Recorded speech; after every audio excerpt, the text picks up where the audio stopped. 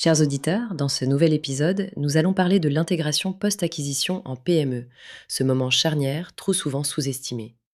Beaucoup de dirigeants se concentrent sur la négociation, le closing, la réussite financière, mais oublient qu'une bonne partie de la valeur créée peut disparaître si l'intégration n'est pas structurée dès les premiers jours.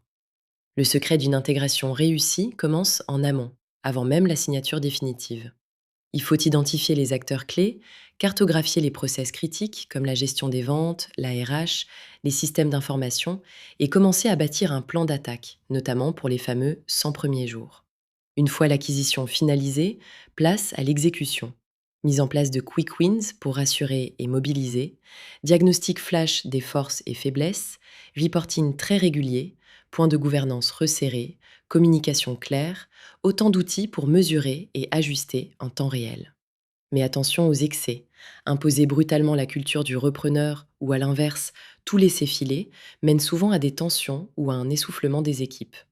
Il faut suivre les signaux faibles, démission, démotivation, perte de clients majeurs, pour pouvoir réagir vite.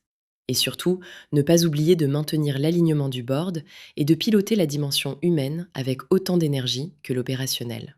En résumé, préparer, structurer et ajuster. L'intégration post-acquisition n'est pas une formalité, c'est un vrai chantier stratégique et humain.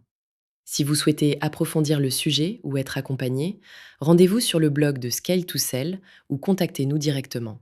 Et bien sûr, partagez cet épisode si vous pensez qu'il peut être utile à d'autres dirigeants. À bientôt!